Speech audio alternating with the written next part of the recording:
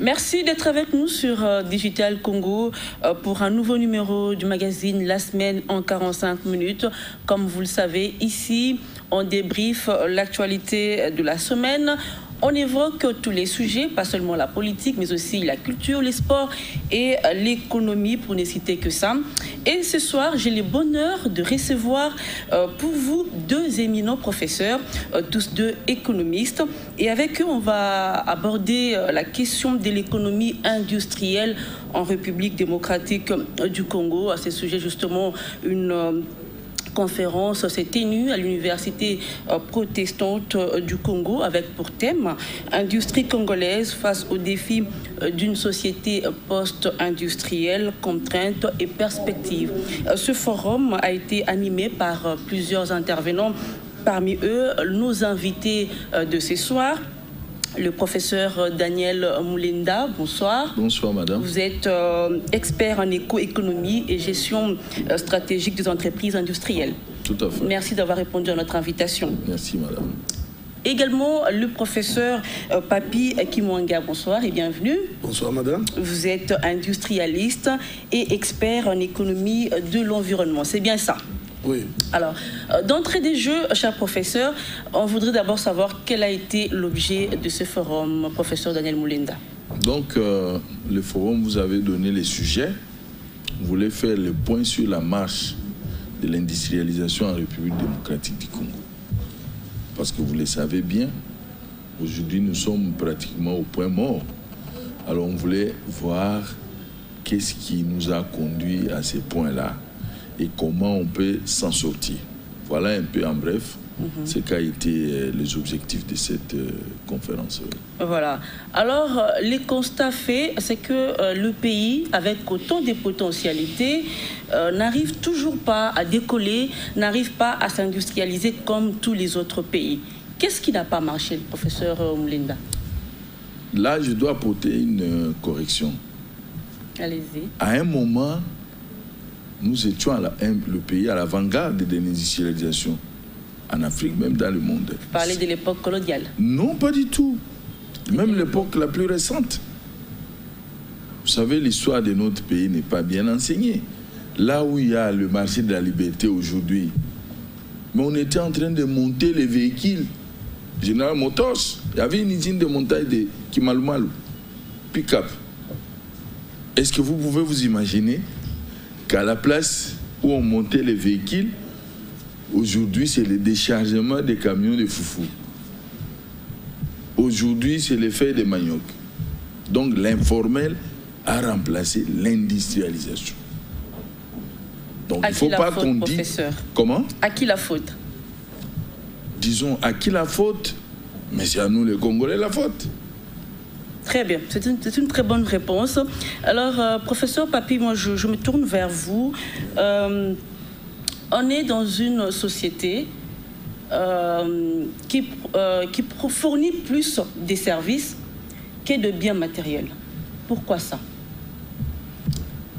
C'est parce que nous ne sommes pas industrialisés, madame. Parce que les biens devraient venir de la transformation des matières premières pour l'obtention de produits finis. Mais dès lors, le pays est quasiment non industrialisé, on ne peut que bénéficier des services venant des industries d'autres pays. Parce que chez nous, on n'a pas cette capacité de transformer les biens. Voilà, madame. Voilà. Professeur Mulenda, certains observateurs vous pointent, vous, du doigt, à vous les professeurs. C'est vous qui formez l'élite, mais vous formez plus les gens qui sont les demandeurs d'emploi que des créateurs d'emplois qui peuvent justement amener le pays à s'industrialiser. Madame, je vais vous donner une précision. Dans notre pays, on dit le ministère de l'enseignement supérieur et universitaire. Mais à l'époque, on parlait du ministère de l'éducation nationale. C'est-à-dire que la formation d'une élite, ce n'est pas seulement la responsabilité des enseignants à l'université. Ça commence dans la maison de ses parents. Imaginez-vous que vous ayez des parents koulouna. Mais nous, quel genre d'enfants on nous envoie pour que nous puissions continuer les processus d'éducation? C'est là le problème. Souvent ici donc, chez si nous... on vous comprend bien, les responsabilités sont partagées. Vraiment partagées entre l'État, l'université et les parents. Tout à fait.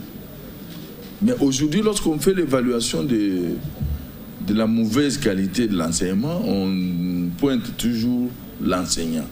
Oui, mais la balance pèse plus de ce côté-là. Non, non, parce que l'enseignant, il faut lui donner les moyens. Et ce n'est pas seulement l'enseignant de l'université. Je parle de l'enseignant globalement à partir de l'école maternelle. Il faut donner les moyens à l'enseignant pour qu'il soit en mesure de prendre en charge les enfants convenablement. Mais j'insiste, les parents ont un rôle important à jouer. Parce que le processus éducationnel, ça intègre les parents, l'État et nous, les enseignants. Merci, professeur. Professeur Papi Kimwanga, j'espère que je n'ai pas massacré votre nom.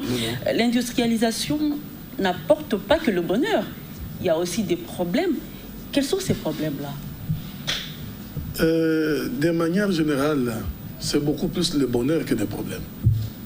Parce que tous les pays aujourd'hui développés sont des pays industrialisés. Grâce à l'industrialisation, l'économie connaît l'accroissement des valeurs ajoutées. Et lorsqu'il y a accroissement des valeurs ajoutées, il y a création du bien-être. Professeur, excusez-moi de vous interrompre, vous parlez du bonheur, oui. Mais entre-temps, vous avez suivi le secrétaire général de l'ONU récemment, il tire la sonnette d'alarme, c'est l'environnement qui est menacé, c'est le changement climatique qui est ressenti avec tout ce qu'il y a comme conséquences néfastes. Voilà pourquoi nous disons, madame, les industrialistes devraient être des industrialistes écologiques. Ça veut dire les gens qui savent comment produire tout en respectant les équilibres écosystémiques. Aujourd'hui, c'est vrai, ça amène le bien-être. Mais ça amène le bien-être pour la génération actuelle uniquement. C'est-à-dire dans la logique de la satisfaction des besoins, dans la logique économique uniquement. Mais après nous qui consommons les biens et services produits ou fabriqués par cette industrie, que seraient les générations futures? Que feraient-elles? Elles seront soumises à des logiques d'éboulement des sols aujourd'hui créées par l'industrie.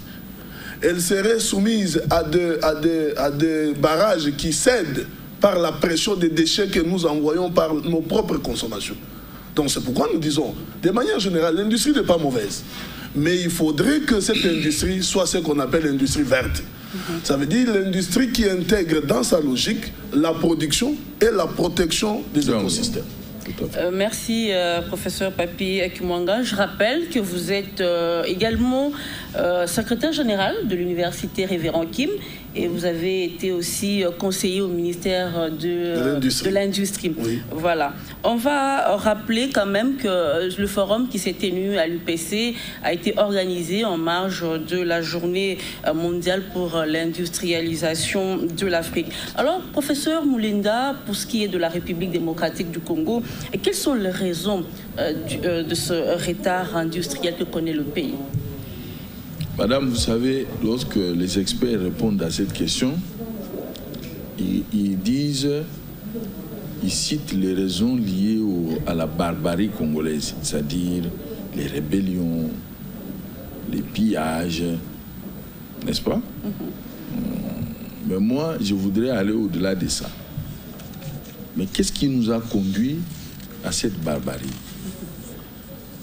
C'est parce qu'en fait, nous avons raté une chose en République démocratique du Congo. Et ça, c'est regrettable. Nous avons raté de mettre en place un esprit de service public. C'est-à-dire au Congo, tout ce qui est communautaire ne marche pas. Or, le développement, c'est vraiment une œuvre de toute la communauté. Comme nous avons été incapables de mettre en place une action publique constructive, en commençant par des associations et des partis politiques, mais nous ne pouvons pas soutenir une démarche d'industrialisation, c'est impossible. Regardez dans notre pays, les partis politiques, est-ce que ça marche? quand les Congolais font une association, est-ce que ça marche?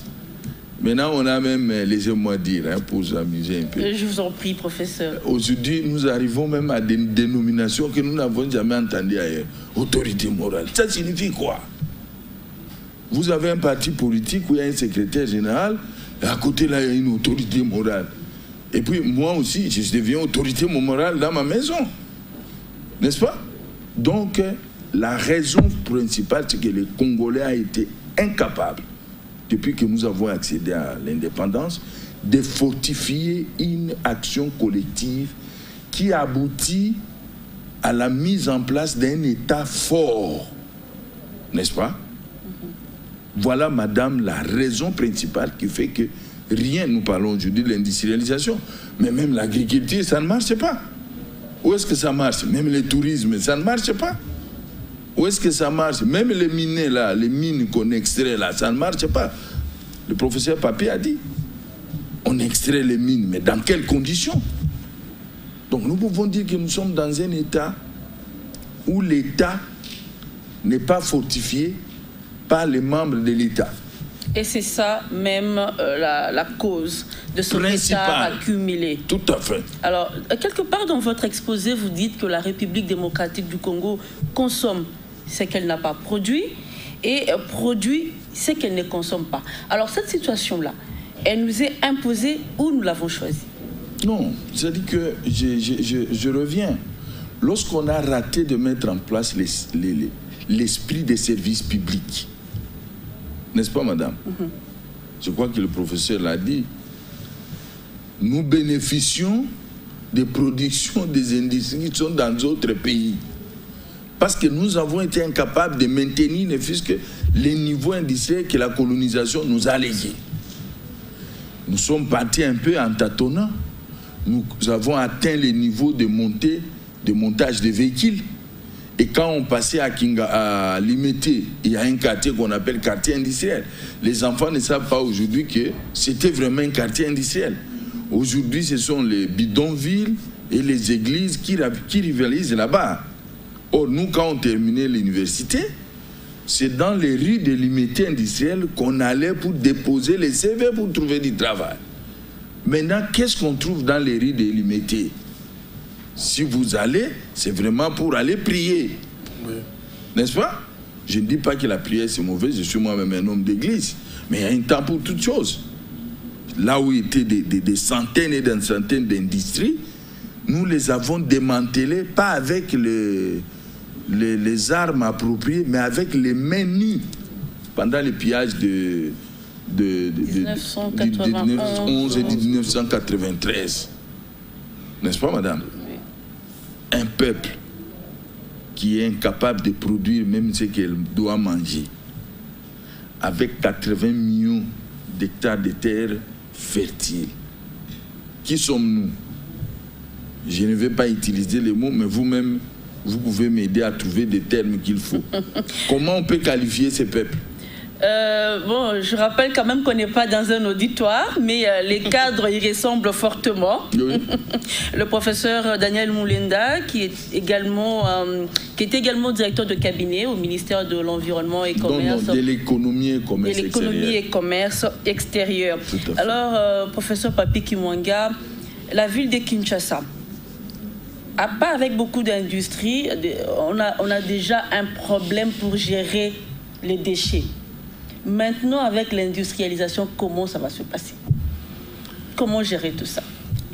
Nous, les environnementalistes, ou bien les économistes écolos, comme on aime bien s'appeler, nous avons trouvé des solutions à ces problèmes. La première des solutions, c'est la responsabilisation des pollueurs. Parce que nous sommes dans une situation dans laquelle on ne peut pas dire on ne produit pas, parce qu'on ne va pas aussi consommer. Ah, mais si on ne produit pas, on se tourne vers l'extérieur, nous déstabilisons notre équilibre du commerce extérieur.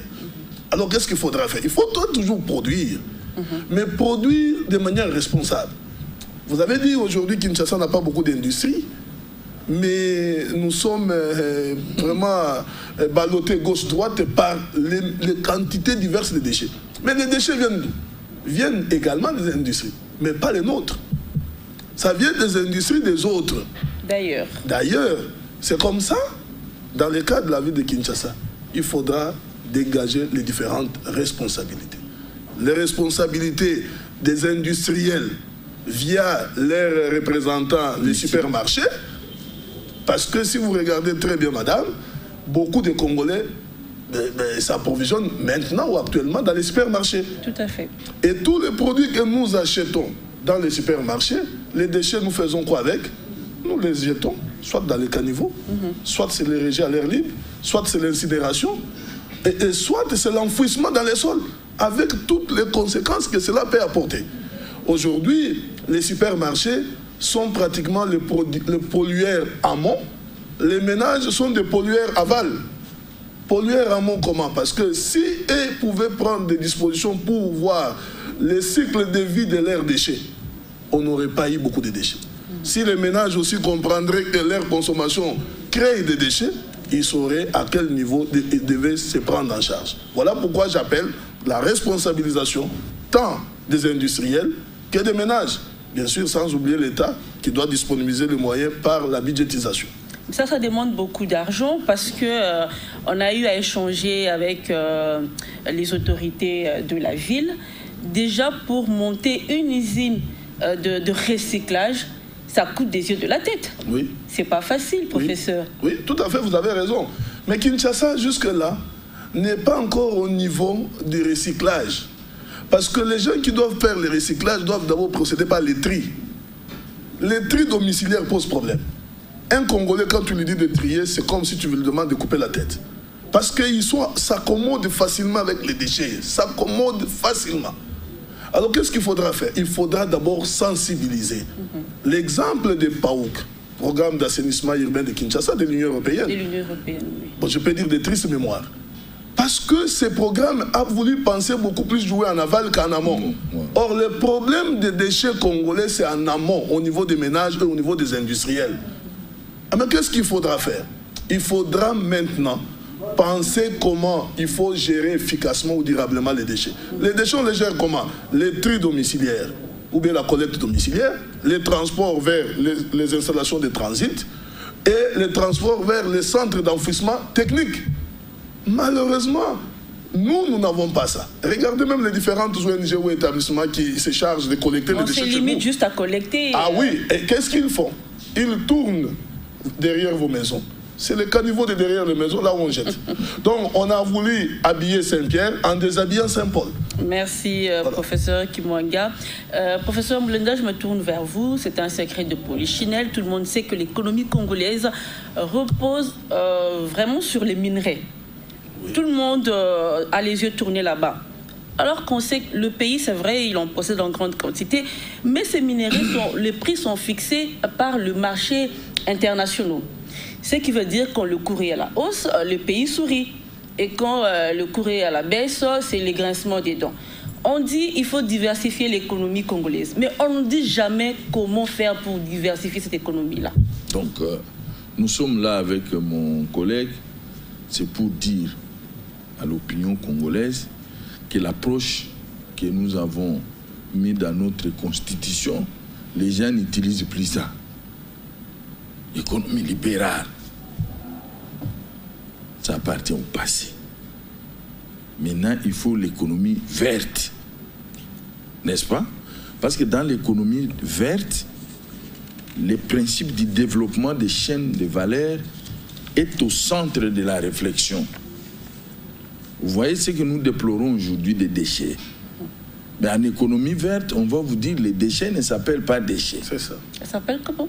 Ça s'appelle une ressource qu'on ignore. Ok. Vous voyez?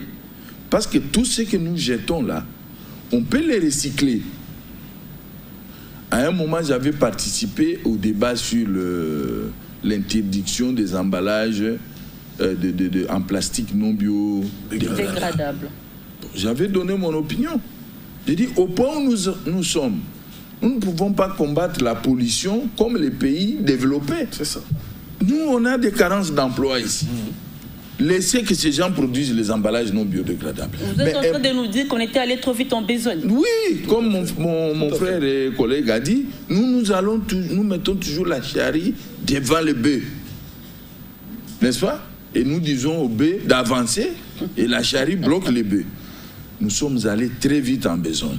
Il faut qu'on laisse ces gens produire les emballages non biodégradables, mais qu'on leur impose de payer la taxe pour le retraitement de ces emballages. Même si les usines de recyclage coûtent cher, mais si nous nous mettons dans une démarche systématique, nous allons réunir le fonds pour ça. N'est-ce pas? On a dit non, on ne fait pas ça. Je leur ai dit, si nous laissons ces usines produire les emballages, nous allons garder les emplois. Maintenant, si nous venons construire les usines de recyclage, nous créons encore de nouveaux emplois. Vous voyez, madame? C'est ça l'économie verte.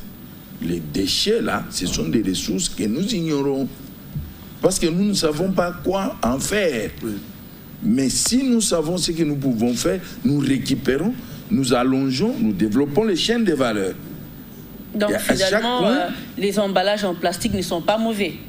C'est mauvais dans l'état où on ne peut pas les recycler. Oui. Mais si on a une chaîne de recyclage, c'est même une aubaine parce que nous allons créer les emplois. Regardez, si nous mettons ne fût-ce que les gens pour les ramasser, ces gens-là seront payés, madame. N'est-ce pas? Oui. Si on dit aux gens, ramassez les bouteilles et les sachets, venez les vendre sur telle avenue à Kingabois. Il y aura plus une bouteille en plastique en train de traîner sur les rues de Kinshasa. C'est parce que nous n'avons pas de chaîne de recyclage. Moi, j'étais en Hollande, par exemple. Vous pouvez vous renseigner. La plus grande société en Hollande, c'est la société qui s'occupe du recyclage des déchets dans tous les pays. Tout à fait. Professeur, je vous garde. Aujourd'hui, la question primordiale, c'est celle de savoir comment refonder aujourd'hui les bases de notre économie.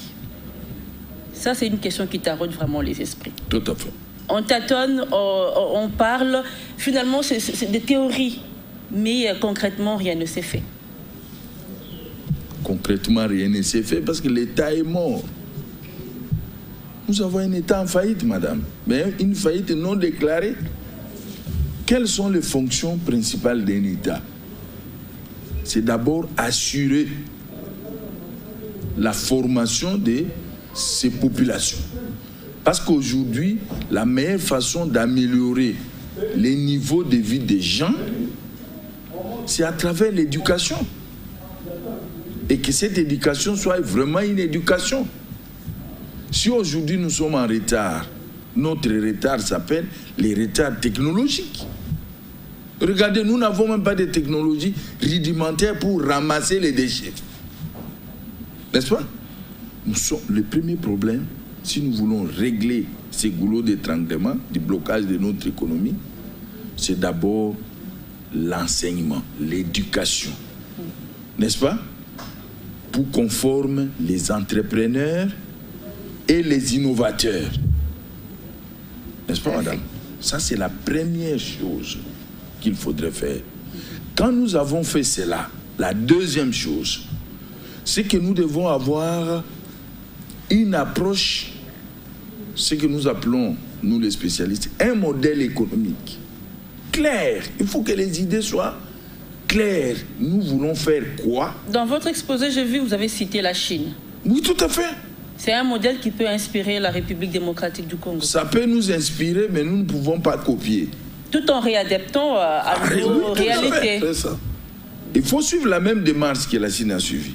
La Chine a commencé par gagner ce qu'ils ont appelé chez eux la révolution culturelle, avec Mao. Ici, chez nous, notre président de la République actuelle a lancé une lutte contre les antivaleurs. C'est ça notre révolution culturelle.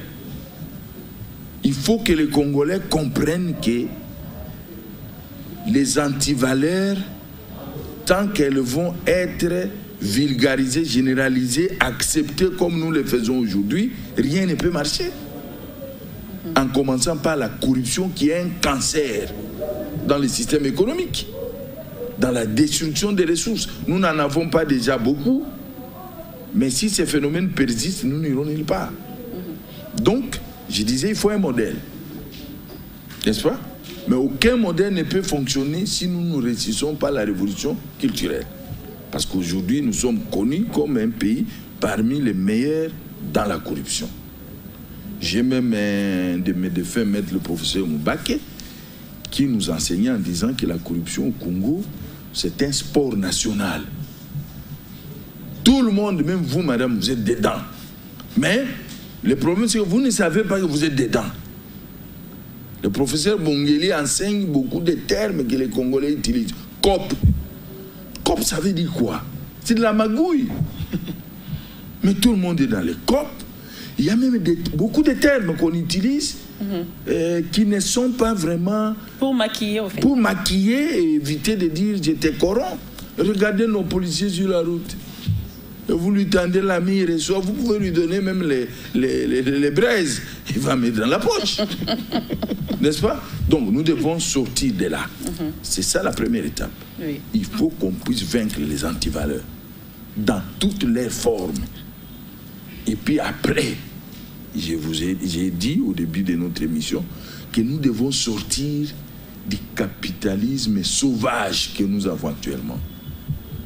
C'est-à-dire, professeur? Un capitalisme qui ne respecte pas les ressources naturelles, la régénération des écosystèmes naturels. Un capitalisme qui fait la prédation même des ressources humaines. Vous embauchez quelqu'un, il fait 1 mois chez vous, à la fin du mois, vous lui donnez $50. N'est-ce pas? C'est pas possible. Quand nous serons sortis de là, nous allons maintenant adopter ce que nous proposons, mon ami et moi, l'économie verte, la gouvernance verte. Voilà. Et puisque vous parlez de la gouvernance verte, là je me tourne vers le professeur Kimwanga. Dites-nous, même les pays industrialisés ont du mal à faire face à la gestion des déchets. Alors pour la République démocratique du Congo, est-ce que vous êtes déjà arrivé de penser à un plan à suivre ou, je ne sais pas moi, un canevas pour aider à gérer les déchets? Aider les municipalités à bien gérer leurs déchets. Oui. Voilà, tout à fait logique, madame. Nous avons fait ça. Le mal au Congo, comme a dit le professeur Boulenda, c'est qu'on ne s'intéresse pas à ce que les universitaires font. C'est peut-être parce que les universitaires n'aiment pas vulgariser en parler. Non, c'est pas ça, madame. Moi, je me souviens, j'ai fait ma thèse de doctorat sur la thématique. J'ai dit inviter le gouverneur de la ville et son gouvernement provincial pour venir participer à la soutenance de cette thèse et avoir les solutions proposées dans la thèse.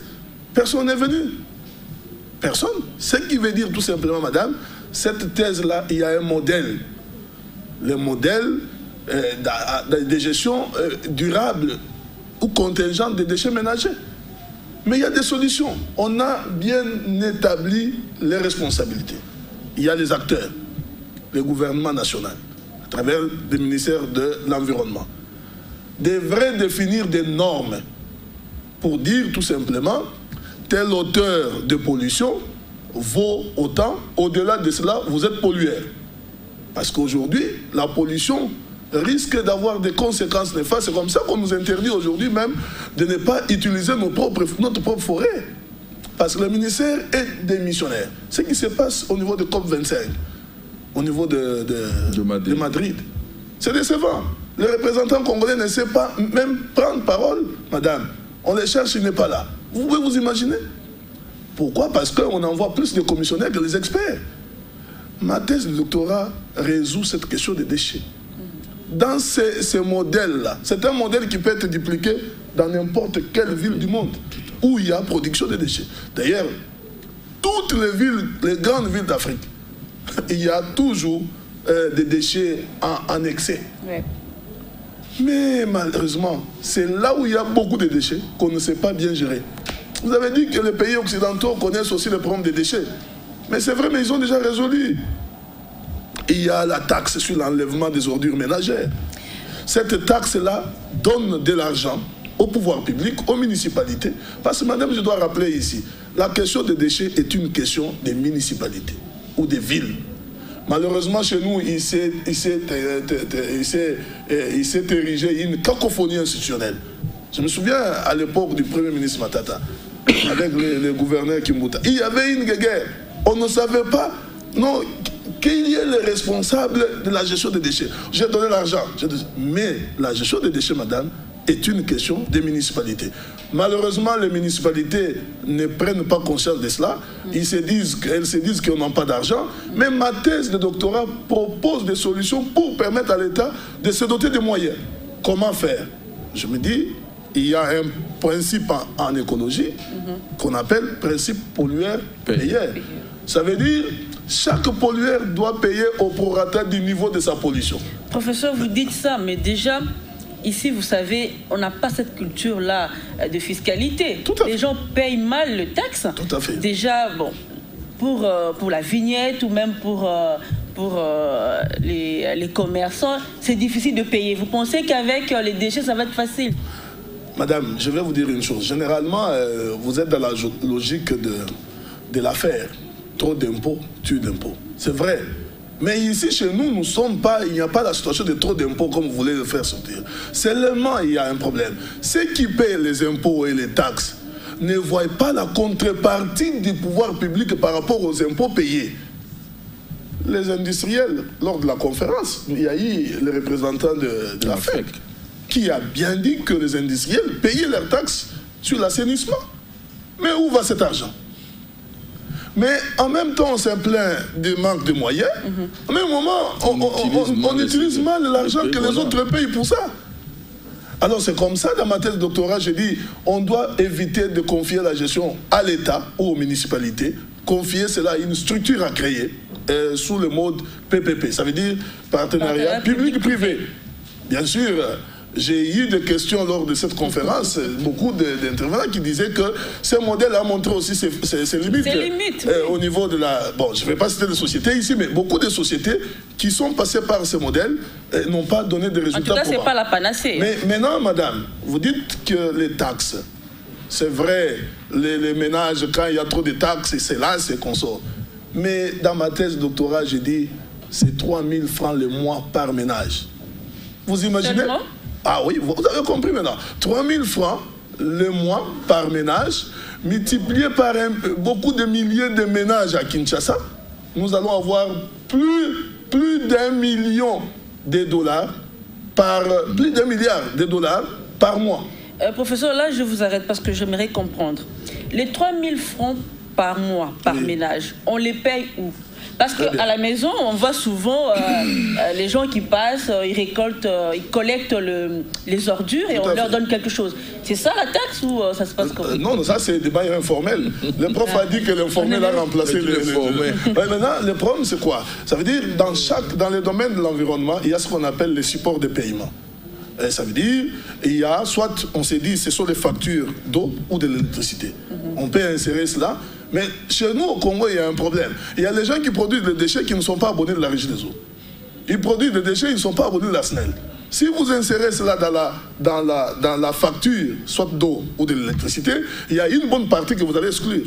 C'est comme ça que dans ma tête, j'ai dit, oui, c'est vrai, c'est difficile d'atteindre tout le monde, mais il faudrait soit que la structure qui sera créée, PPP, puisse intégrer, avoir des inspecteurs qui descendront, laisser la vie de recouvrement, et ces gens-là devraient payer dans un compte géré par l'entreprise à créer, mais tout en informant l'hôtel de ville qui est le numéro 1 ou la tutelle de la gestion des déchets. Voilà comment on résolverait ces problèmes d'éviction même des moyens qui sont payés par les ménages. Merci, professeur Kimwanga. On a été édifié sur la gestion des déchets et même les pistes de solutions. Mais j'espère que ce n'est pas tout. Il y a d'autres pistes de solutions. Oui, tout à fait. On aura le temps d'en parler peut-être avant la fin de cette émission. Professeur Mulenda, vous épinglez dans votre exposé 4 déterminants qui peuvent faire de la RDC un pays industrialisé. Alors moi, je me suis intéressée au 4e déterminant, la politique industrielle du gouvernement. Je souligne que le ministère de l'Industrie, qui est chapeauté actuellement par Julien Paluku, s'est donné comme défi créer des millionnaires congolais. Vous y croyez, vous? Mais ça, c'est... Vous savez, quand nous allons à l'église, quelqu'un peut demander à Dieu de lui donner des milliards.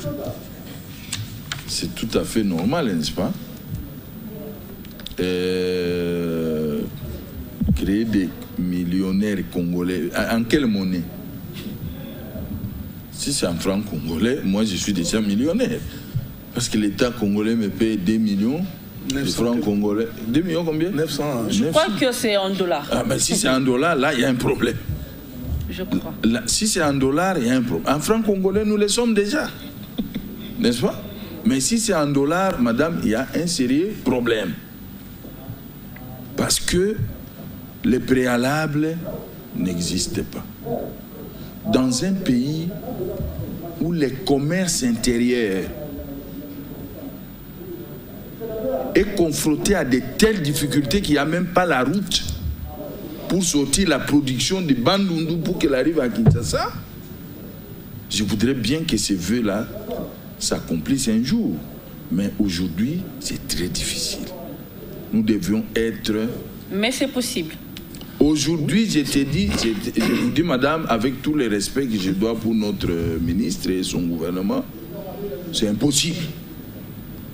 Parce que quand on donne des objectifs comme ça, il faut intégrer les temps. C'est dans combien de temps qu'on va faire beaucoup de millionnaires? Dans combien de temps? Moi, je suis économiste. Si vous me donnez un objectif, je vous repose la question. Donnez-moi l'horizon temporel.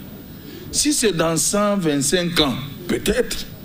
Ou c'est dans 200 ans, c'est peut-être. Professeur, vous êtes très pessimiste? Non, je ne suis pas pessimiste, je suis réaliste.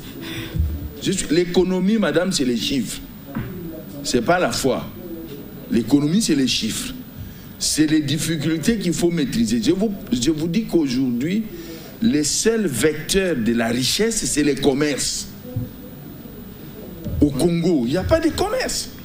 Entre les provinces, il n'y a pas de commerce. Les provinces qui sont dans les frontières commercent avec les pays étrangers. Mais à l'intérieur, le circuit commercial a été complètement détruit. N'est-ce pas? Vous n'avez pas la marchandise de Kinshasa qui vous arrive. Regardez, Bitoyo. Vous connaissez le Bitoyo? Oui. C'est très bon, n'est-ce pas? Oui. Avec le foufou et le matembele. C'est très bon. Mais regardez, nous transportons les Bitoyo par avion. Et quand ça arrive à Kinshasa, c'est à un prix qui n'est pas à la portée de la bourse de tous les ménages. Hein. Tous les Quinois, oui. N'est-ce pas? Et on fait les millionnaires comment? Mais si on avait une route, on amènerait les Bitoyo à Kinshasa facilement. On peut faire les millionnaires sur les commerces et les Bitoyo. Parce qu'on en a besoin. Donc, si je vous comprends bien, professeur, il y a des préalables, entre autres la construction et la réhabilitation de routes. Ça, ce n'est qu'un seul, mais il y en a plein. Il y en a plein. Donc, c'est pourquoi j'ai dit il faut que les temps soient déterminés. C'est peut-être 100 ans. Professeur Kimwanga. Oui, je voulais vraiment approfondir un peu, ajouter quelque chose par rapport à ce qu'a dit le prof. Il a totalement raison. Aujourd'hui, le ministre, je ne sais pas par quelle étude il est passé, hein, il a mené... En tout cas, les ministres vous suivent. Hein, oui, c'est vrai. Le ministre a dit qu'il crée des millionnaires. C'est vrai, on va les créer. C'est de la volonté. Ça veut dire que c'est une ambition. L'ambition est légitime. Mais qu'est-ce qu'on a mis en place pour accompagner cette vision? Aujourd'hui, on nous parle des zones économiques spéciales. Vous avez entendu parler, madame? Oui. Mais j'ai dit, ce sont des slogans que nous avons utilisés, zone franche d'Inga. On continue à utiliser des termes. Mais vous imaginez aujourd'hui, hein, avec quel type de normes on va produire au Congo? Oui, même dans la zone économique spéciale. Parce que quand nous produisons, c'est quoi? Résorber la demande intérieure, les reliquats, nous l'exportons. Oui. Mais déjà, avec la petite industrie qui existe, nous sommes à marge des normes. Or, le commerce qu'évoquent les professeurs repose sur le respect strict des normes. Au lieu de se battre sur des questions, les colonnes vertébrales d'une industrie, on veut aller réfléchir comme des industries qui existent déjà. C'est ça le problème. Nous, l'industrie n'existe pas. Nous sommes dans un état embryonnaire de l'industrie. Devant les bœufs. Qu'est-ce qu'il faudrait faire? il faudrait d'abord, moi je me suis tout dit, il faut faire les états généraux de l'industrie, l'industrialisation du pays. Parce que, aujourd'hui, ce que dit le professeur, les 4 piliers là, lorsqu'on n'en tiendra pas compte, on va rester toujours en train de tourner à rond. En tout cas, nous voulons aller de l'avant. On tourne en rond pour ne pas avancer, mais entre-temps, le gouvernement se succède. Le ministre a dit, c'est bien, mais dans combien de temps? Vous allez vous rendre compte qu'après 5 ans, il va partir, s'il a la chance aussi de faire 5 ans. Il va partir, et bien s'il part, celui qui viendra, c'est table rase. On va revenir comme l'autre, ce ministre qui l'avait précédé avant, qui était venu avec Consommons Congolais. Et Consomme Congolais, entre-temps, lui-même roule dans les jeeps fabriqués ailleurs. Merci, professeur Papi Kimwanga. Dave Moulamba me fait signe qu'on est vraiment à la fin de cette émission. On a consommé les temps qui nous étaient impartis, mais je vais quand même accorder 1 minute à nos invités pour conclure. Je commencerai par professeur Moulenda. Non, je vais conclure en ajoutant seulement un élément sur le problème des millionnaires et des zones économiques spéciales. S'il vous plaît, soyons très sérieux dans ce pays lorsque nous disons des choses publiquement. Les fromages du Kivu, n'est-ce pas? Oui. Lorsque les touristes passent par là, ils adorent ça. Mais pourquoi nous n'exportons pas ça? Il y a le problème des normes de qualité. Au lieu de résoudre les problèmes les plus élémentaires, qui sont les bases d'une industrie, nous voyons les zones économiques spéciales. Quel est le résultat de Bukangalonzo? C'est ça. Non, soyons d'abord à mesure d'exporter les fromages des paysans du Kivu, qui est un bon produit. Et après, nous ferons les zones économiques spéciales. Merci, professeur. C'est pas là que j'ai conclu. Professeur Kimwanga. Oui, merci beaucoup, madame. Je me dis toujours dans ce cas, parce que le cas, peut-être le temps n'est pas... Oui. C'est que là où nous chutons, c'est peut-être par là qu'on devrait commencer. Les problèmes des zones économiques et consorts. Le pays n'a pas un marché, le pays a plusieurs petits marchés. Ça veut dire même si nous créons une zone économique spéciale au niveau de l'Équateur, Grand Équateur, ces productions viendront à Kinshasa par avion. Et ça va coûter combien? Je préférerais alors acheter ce qui vient de Congo-Brazzaville, ici à Kinshasa, mais ça va me coûter moins cher que ce qui vient du Grand Équateur. Vous avez ici, vous avez un écolo. Dans le Kasaï, on dit Kandundu. Dans le Katanga, on dit Kambeketi. Dans le Kivu, Kamufuku. Des instruments de mesurage dans un même pays très différents. Et vous allez voir, les colos, c'est pratiquement, ça va entre 3 fois dans les Kamufuku. Si vous achetez quelque chose à Kinshasa, vous pouvez le vendre au niveau du Kivu? Impossible. C'est lui qui a acheté, par exemple, dans les Kivu, venir acheter ici, ce sont des pertes. Vous voyez que le ministre de l'Industrie devrait d'abord faire tout pour créer la fluidité des affaires. Parce qu'il n'y a que par là que les industriels peuvent être attirés. Même le code des investissements. Aujourd'hui, il est plus attrayant, ça je dois vous le dire. Mais pourquoi les gens ne viennent pas nombreux? Il y a d'autres goulots d'étranglement, notamment ceux qu'on vient de citer ici. Qui ne demandent même pas beaucoup de moyens. Qui ne demandent pas beaucoup de... Les profs Moulenda, d'ailleurs, ils ont écrit, je crois, avec le prof Mpingana, sur l'économie de la cueillette. Dieu nous a donné les chenilles, nous sommes incapables d'exporter les chenilles. Dieu nous a donné les piments, nous sommes incapables d'exporter les piments. La chikwang elle-même. Nous sommes importateurs, plus grands importateurs de la farine de blé, alors que nous pouvons faire comme le Nigeria, faire produire un pain à base de la farine de manioc. Oui. Que deviendrait l'industrie de manioc au Congo? Les ministres, au lieu de faire les zones économiques spéciales, parce qu'aujourd'hui, là, ce n'est pas une priorité des priorités. Bon, merci beaucoup. C'est le temps qui nous fait défaut, mais sinon, la matière est abondante et les sujets vraiment attrayants. Mesdames, Messieurs, c'est la fin de ces 45 minutes. Je rappelle qu'on recevait sur ce plateau le professeur Daniel Moulenda, qui est expert en économie et gestion stratégique des entreprises industrielles et fut également conseiller au ministère directeur de cabinet au ministère de l'économie et commerce extérieur. Et le professeur Papi Kimwanga, qui est industrialiste, et expert en économie de l'environnement, actuellement secrétaire général à l'université Révérend Kim. Secrétaire général académique, bien sûr. Secrétaire général académique. Voilà, c'est la fin de cette émission. Moi, je vous dis merci d'avoir répondu à notre invitation. J'espère que ce n'est pas la dernière fois. Non. Mais si vous nous invitez, nous serons là. Même toute la journée, nous sommes. Voilà. Quant à moi, je vous dis au revoir et à très bientôt. Merci. Merci.